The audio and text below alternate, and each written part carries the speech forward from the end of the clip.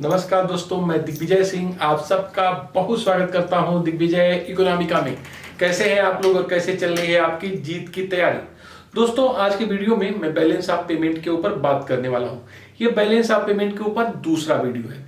इस वीडियो में बेसिकली मैं बात करूंगा कि इकोनॉमिक ट्रांजेक्शन को बेसिकली किस तरीके से रिप्रेजेंट करते हैं, किस तरीके से एक ही इकोनॉमिक ट्रांजेक्शन के क्रेडिट साइड होते हैं और डेबिट साइड होते हैं। मैं ये भी आज बात करूंगा कि बैलेंस ऑफ पेमेंट जो शब्द है क्या अपने आप में बेहतर शब्द है, क्या ये अपने आप को चरितार्थ करता है कि बैलेंस ऑफ पेमेंट एकदम से भाव दे दे। फिर मैं इस पे भी बात करूंगा कि क्रेडिट और डेबिट साइड क्या होते हैं। फिर मैं बात करूंगा कि एवरी इकोनॉमिक ट्रांजैक्शंस को बैलेंस ऑफ पेमेंट पे हम किस तरीके से दिखाएंगे, double entry book keeping system क्या होता है और क्या बैलेंस ऑफ पेमेंट हमेशा ही बैलेंस में होता है क्या। तो दोस्तों, बैलेंस ऑफ पेमेंट का एक टेक्निकल लेक्चर है। इस लेक्चर को बिल्कुल लास्ट तक देखिए और दिग्विजय इकोनॉमिका को अगर आपने सब्सक्राइब नहीं किया है तो दिग्विजय इकोनॉमिका को सब्सक्राइब करिए ताकि इकोनॉमिक रिलेटेड सबसे ऑथेंटिक मटेरियल और वीडियो आपको मिल सके। पिछले वीडियो में मैंने बताया था कि बैलेंस ऑफ पेमेंट क्या होता है। किसी देश के निवासी अन्य देशों के निवासियों के साथ एक वर्ष में जो कुल आर्थिक लेन देन करते हैं उस आर्थिक लेन देन का ब्यौरा बैलेंस ऑफ पेमेंट होता है। कुल मिलाजुला के balance of payment is a systematic record, एक सिस्टमेटिक रिकॉर्ड है जो एक इकोनॉमी का रेस्ट ऑफ द वर्ल्ड के साथ टोटल इकोनॉमिक ट्रांजैक्शन को दिखाता है। टोटल इकोनॉमिक ट्रांजैक्शन में वो सारे आर्थिक लेन देन आएंगे जो कि एक्सपोर्ट या इंपोर्ट के रूप में हो, सर्विसेज के एक्सपोर्ट इंपोर्ट के रूप में हो, यूनिलेटरल ट्रांसफर्स के रूप में हो, बारोइंग के रूप में हो, लेंडिंग के रूप में हो या फिर पूंजी के अंतर प्रवाह या बहिर्प्रवाह के रूप में हो। अब दोस्तों, यहां पे मैं ये बात करने वाला हूं कि क्या बैलेंस ऑफ पेमेंट हमेशा बैलेंस में होता है क्या। दोस्तों, ये हमेशा ही प्रश्न पूछा जाता है, कई बार आपसे इंटरव्यू में पूछा जाता है कि क्या बैलेंस ऑफ पेमेंट हमेशा बैलेंस में होता है क्या। इसका सही आंसर ये है कि एक्चुअली लेखांकन में अगर देखा जाए, अकाउंटिंग प्रोसीजर में अगर देखा जाए तो बैलेंस ऑफ पेमेंट हमेशा ही बैलेंस में होगा। इसका मतलब यह हुआ कि सिर्फ अकाउंटिंग प्रोसीजर में ही बैलेंस ऑफ पेमेंट हमेशा बैलेंस में होता है, इसमें किसी तरह का डेफिसिट एंड सरप्लस नहीं होता है। लेकिन अगर व्यवहार में हम कहें तो बैलेंस ऑफ पेमेंट कभी भी बैलेंस नहीं होगा, क्योंकि व्यवहार में बैलेंस ऑफ पेमेंट का बैलेंस होने का मतलब यह हुआ कि रेस्ट ऑफ द वर्ल्ड को जितने वैल्यू की हम एक्सपोर्ट करें उतने ही वैल्यू का हम इंपोर्ट करें। जैसे मान लीजिए कि India rest of the world को 1,56,430 करोड़ डॉलर का एक्सपोर्ट करता है तो 1,56,430 करोड़ का इंपोर्ट भी करें। ऐसा कभी पॉसिबल ही नहीं होगा कि जितनी हम एक्सपोर्ट करें उतनी ही क्वांटिटी में हम इंपोर्ट भी कर लें, जितनी हम बारोइंग करें उतनी हम लेंडिंग भी कर लें। इसका मतलब बैलेंस ऑफ पेमेंट के अकाउंट और सब अकाउंट व्यवहारिक रूप से कभी भी बैलेंस नहीं होंगे, उसमें या तो सरप्लस होगा या तो डेफिसिट। लेकिन जब हम अकाउंटिंग प्रोसीजर में देखते हैं दोस्तों तो ये बैलेंस ऑफ पेमेंट बैलेंस होता है और इसी अकाउंटिंग प्रोसीजर को हम कहते हैं double entry book keeping system, लेखांकन की दोहरी प्रणाली। तो आइए हम सीखते हैं कि what is double entry book keeping system और किस तरीके से इस सिस्टम से हम देखेंगे कि बैलेंस ऑफ पेमेंट हमेशा बैलेंस में होता है। देखिए, double entry book keeping system यह बताता है कि कोई भी इंटरनेशनल इकोनॉमिक ट्रांजैक्शन हो, कोई भी इंटरनेशनल इकोनॉमिक ट्रांजैक्शन हो, ये इंटरनेशनल इकोनॉमिक ट्रांजैक्शन के दो साइड होते हैं। एक साइड को हम कहते हैं दोस्तों क्रेडिट साइड और दूसरे को हम कहते हैं डेबिट साइड। क्रेडिट साइड के सामने हमेशा आप पॉजिटिव का साइन लगाइए और डेबिट साइड के सामने हमेशा ही नेगेटिव का साइन लगाइए। Double entry book keeping system यह कहता है कि कोई भी इंटरनेशनल इकोनॉमिक ट्रांजैक्शन हो, इसके दो साइड होंगे, क्रेडिट साइड और डेबिट साइड। और सबसे बड़ी बात है कि क्रेडिट और डेबिट साइड इक्वल अमाउंट में होंगे। इसका मतलब है कि इक्वल अमाउंट में होंगे। इसका मतलब है कि अगर मान लीजिए 1,000 करोड़ का अगर हम क्रेडिट दिखाएंगे तो 1,000 करोड़ का ही हम डेबिट दिखाएंगे। इस तरह दोनों का बैलेंस जो है शून्य हो जाएगा। देखिए ये कैसे होता है, जरा इसको आइए हम अच्छे से समझते हैं कि किस तरीके से एक ही इकोनॉमिक ट्रांजैक्शन के दो साइड हो रहे हैं, किस तरीके से इक्वल अमाउंट पे क्रेडिट इक्वल अमाउंट पे डेबिट हो रहा है। लाइक एग्जांपल, मान लीजिए कि मैं एक मार्कर एक दुकानदार से परचेज करता हूं। ये जो है, मैं किसी चीज को जब मैं मार्कर को परचेज कर रहा हूं तो इसके लिए 30 रुपया मैंने दुकानदार को दिया। इसका मतलब है कि when we purchase something we pay for it. जब हम किसी चीज को खरीदते हैं तो उसके बदले में हम अमाउंट देते हैं। मेरे पास एक मार्कर आया 30 रुपए का फिजिकली, तो मैंने अपने वैलेट से 30 रुपए का नोट उस दुकानदार को दिया। इसका मतलब देखिए 30 रुपए का सामान आया और 30 रुपए का पेमेंट किया। तो एक तो मेरे अकाउंट में क्रेडिट हुआ, किस फॉर्म में, इस मार्कर के फॉर्म में, और डेबिट हुआ 30 रुपए। तो आप देखिए 30 रुपया डेबिट और 30 रुपया क्रेडिट, और दोनों मिला के हो गए 0। इसी का मतलब है double entry book keeping system, कि एक ही इकोनॉमिक ट्रांजैक्शन के जितनी क्रेडिट होगी उतनी ही अमाउंट में डेबिट, और दोनों बराबर हो जाएंगे। दूसरा चीज समझिए, when we sell something we receive payment for it. जैसे मान लीजिए हम कोई भी चीज सेल करेंगे तो उसके बदले में उतनी ही अमाउंट हमको मिलेगी। जैसे मान लीजिए कि मैं जो है एक फैन सेल करता हूं, मैं 2000 रुपए का फैन सेल किया, तो मेरे पास से डेबिट हुआ क्या, स्टॉक ऑफ फैन, मेरे पास क्रेडिट हुआ 2000 रुपए। इसका मतलब है कि प्रत्येक आर्थिक लेन देन के दो साइड होते हैं, जिसे हम कहते हैं double entry book keeping system. जितनी अमाउंट में क्रेडिट उतना ही अमाउंट में डेबिट। तो दोस्तों ये क्रेडिट और डेबिट हमेशा बराबर हो जाएंगे, और इसी पद्धति में बैलेंस ऑफ पेमेंट हमेशा बैलेंस में होगा। तो दोस्तों कुल मिला जुला के इतना आप समझिए कि सिर्फ एक काउंटिंग प्रोसीजर में बैलेंस ऑफ पेमेंट हमेशा बैलेंस में होगा। जितनी क्रेडिट साइड होगी उस सब का सम, जितना डेबिट साइड है उसका सम अगर आप जोड़िएगा तो बिल्कुल बराबर हो जाएगा। इस मायने में क्रेडिट और डेबिट एक दूसरे के बराबर होते हैं, और इसी सेंस में बैलेंस ऑफ पेमेंट हमेशा बैलेंस में होता है।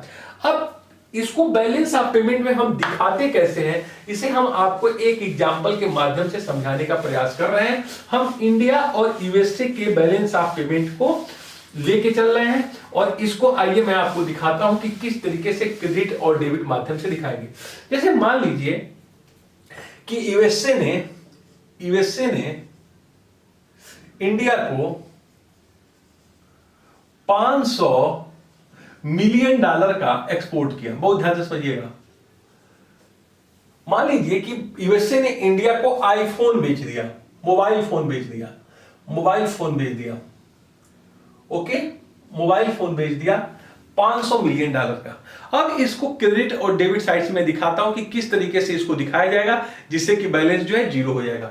अब देखिए मान लीजिए कि हम यूएसए का बीओपी बना रहे हैं, इंडिया का भी बीओपी बनाएंगे, यूएसए का भी आप बना सकते हैं।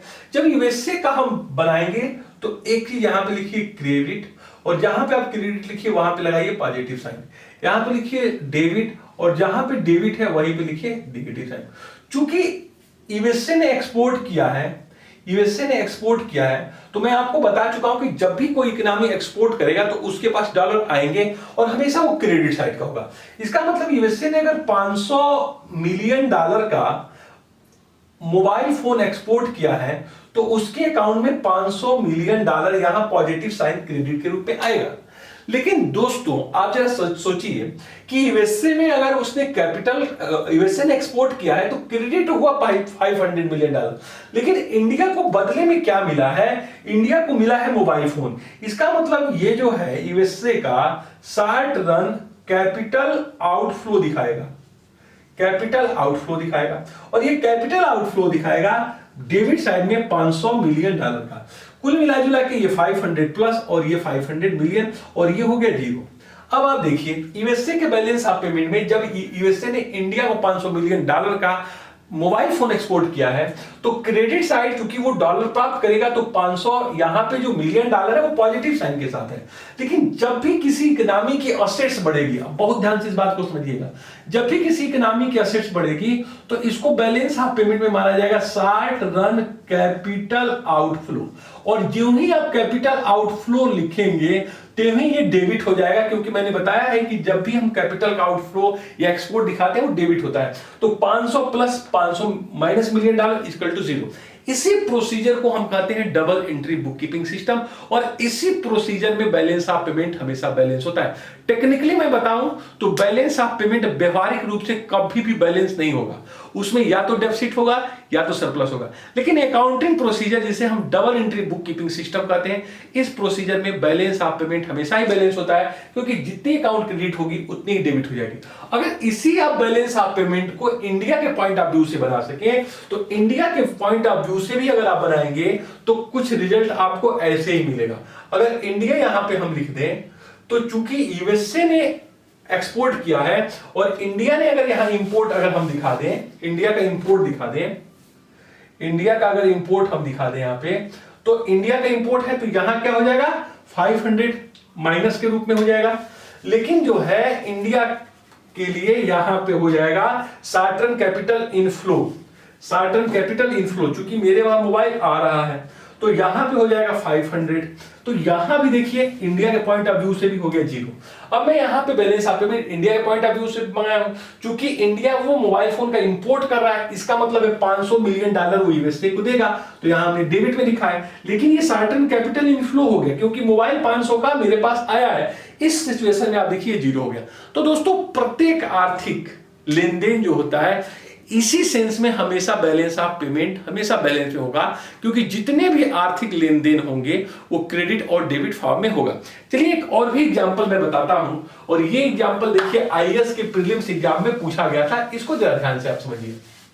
वो क्या है, पहले एक सवाल मैं आपसे पूछता हूं, उसको आप समझ में बताइए, जो आईएएस प्रीलिम्स में पूछा गया है। देखिए आईएएस प्रीलिम्स में एक सवाल पूछा गया था कि कॉमनवेल्थ गेम हुए थे, आपको याद है 2010 में कॉमनवेल्थ गेम हुए थे, और उसमें बहुत बड़ा स्कैम हुआ था, बहुत प्रॉब्लम्स क्रिएट हुई थी, आपको याद होगा। और उसी में जो है गीता फोगाट ने जो है पदक भी जीत लिया था। तो 2010 के कॉमनवेल्थ गेम में जो रेस्ट ऑफ द वर्ल्ड के सैलानी आते हैं, टूरिस्ट आते हैं, वो इंडिया में होटल्स में रहते हैं, डिफरेंट टाइप की चीज के ऊपर खर्च करते हैं, कुछ सामान भी परचेज करते हैं। सबसे पहले तो ये बताइए कि ये भारत के बैलेंस ऑफ पेमेंट के नजरिए से क्या होगा। बहुत ध्यान से क्वेश्चन को फिर से सुनिए। मैं कह रहा हूं कॉमनवेल्थ गेम हुए थे भारत में 2010 में, और रेस्ट ऑफ द वर्ल्ड के टूरिस्ट आए थे देखने के लिए डिफरेंट टाइप के गेम को। जैसे आप देखते हैं कि इस समय भारत और इंग्लैंड में मैच हो रहा है, तो कितने बाहर से लोग आ जाते हैं, इंग्लैंड से लोग आ जाते हैं उसको देखने के लिए। इसी तरह जब कॉमनवेल्थ गेम हुए तो रेस्ट ऑफ द वर्ल्ड से लोग आए। जब यहां पे रेस्ट ऑफ द वर्ल्ड के टूरिस्ट आए होंगे तो होटल्स में रुके होंगे, ट्रांसपोर्टेशन का यूज किया होगा, मेट्रो पे चढ़े होंगे, एयर फ्लाइट यूज किए होंगे, यहां से जाते समय कुछ जो है चॉकलेट खरीदे होंगे, कुछ कपड़े खरीदे होंगे, कुछ जूते खरीदे होंगे। तो ये जो उन्होंने खर्च किया है वो पूछा गया था कि जो टूरिस्ट एक्सपेंसेस था इंडिया में, टूरिस्ट एक्सपेंसेस मतलब टूरिस्ट के द्वारा किया गया खर्च, वो क्या माना जाएगा भारत के बैलेंस ऑफ पेमेंट में। ये भारत का ये प्रोडक्शन माना जाएगा, बी ये भारत का जो है डिस्ट्रीब्यूशन माना जाएगा, भारत का एक्सपोर्ट माना जाएगा, या फिर जो है भारत का इंपोर्ट माना जाएगा। अब जरा ध्यान से समझिए। देखिए दोस्तों मैं ये कह रहा हूं कि जो रेस्ट ऑफ द वर्ल्ड के सैलानी आए वो भारत में डिफरेंट चीजों के ऊपर खर्च किए, जो खर्च किए वो भारत का क्या माना जाएगा। देखिए प्रोडक्शन का मतलब सेल नहीं होता है, डिस्ट्रीब्यूशन का मतलब वितरण से है, वितरण और प्रोडक्शन ये नहीं होगा, ये या तो एक्सपोर्ट होगा या फिर इंपोर्ट होगा। अब आप देखिए एक्सपोर्ट हम कब मानते हैं, एक्सपोर्ट तब मानेंगे जब हमको डॉलर प्राप्त हो, इंपोर्ट तब मानते हैं जब रेस्ट ऑफ द वर्ल्ड चीजें खरीदते हैं उसको पे करें। तो जब विदेशियों ने भारत के सामानों के ऊपर खर्च किया तो इसका मतलब भारत में डॉलर आया, अगर डॉलर आया तो इसका मतलब ये भारत का एक्सपोर्ट माना जाएगा। तो आप इस प्रश्न को समझ गए होंगे कि जब भी रेस्ट ऑफ द वर्ल्ड के टूरिस्ट आपके वहां आते हैं तो आपके वो बाउंड्री में आके भी परचेज करें तो ये भी भारत का एक्सपोर्ट ही माना जाएगा। जैसे मान लीजिए कि आप यूएस गए घूमने के लिए, और यूएस गए घूमने के लिए वहां से घड़ी आप खरीद लिए, तो ये यूएस का एक्सपोर्ट है और इंडिया का इंपोर्ट है। क्योंकि एक यहाँ का टूरिस्ट क्रॉस बॉर्डर जाके उसको परचेज कर रहा है, उसको माना जाएगा, क्या माना जाएगा, यूएस का एक्सपोर्ट। आप समझ गए मैं क्या कर रहा हूं। आप दुबई जाते हो और दुबई में वहां पे होटल्स के ऊपर खर्च करते हो, टूरिज्म के ऊपर खर्च करते हो, ये दुबई का एक्सपोर्ट माना जाएगा और इंडिया का इंपोर्ट माना जाएगा। इस चीज को बहुत अच्छे से समझ लीजिए। अगर इस क्वेश्चन को और भी टेक्निकलिटी से पूछ लिया जाए तो ये भारत में सर्विसेज का जो है एक्सपोर्ट माना जाएगा। बहुत बात समझिएगा। जैसे रेस्ट ऑफ द वर्ल्ड के टूरिस्ट आते हैं और यहां से सामानों को खरीदते हैं। जैसे मान लीजिए कि रेस्ट ऑफ द वर्ल्ड का अमेरिका का एक टूरिस्ट इंडिया आया और उसको आगरे का पेठा बहुत पसंद आया और आगरे का वो पेठा खरीद लिया 10 केजी और लेके गया यूएस।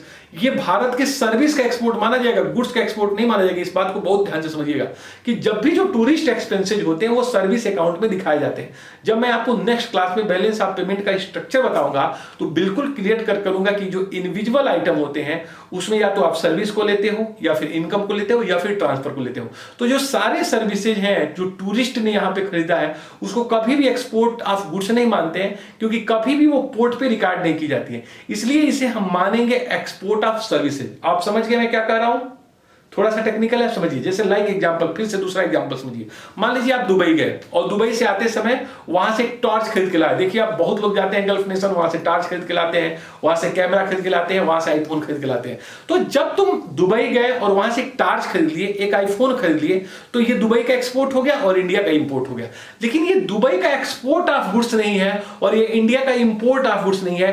बेसिकली ये दुबई का एक्सपोर्ट ऑफ सर्विसेज है और इंडिया का इंपोर्ट ऑफ सर्विसेज। इस बात को बहुत अच्छे से ध्यान से नोट बना के रख लीजिए कि टूरिस्ट एक्सपेंसेज कभी भी गुड्स के फॉर्म में हो तब भी वो गुड्स का एक्सपोर्ट इंपोर्ट नहीं माना जाता है, वो हमेशा सर्विसेज का एक्सपोर्ट एंड इंपोर्ट माना जाता है। इसका मतलब मैं अमेरिका गया और अमेरिका से एक पार्कर पेन खरीद के लेके आया तो ये इंडिया का सर्विसेज का इंपोर्ट होगा और यूएस का सर्विसेज का एक्सपोर्ट होगा।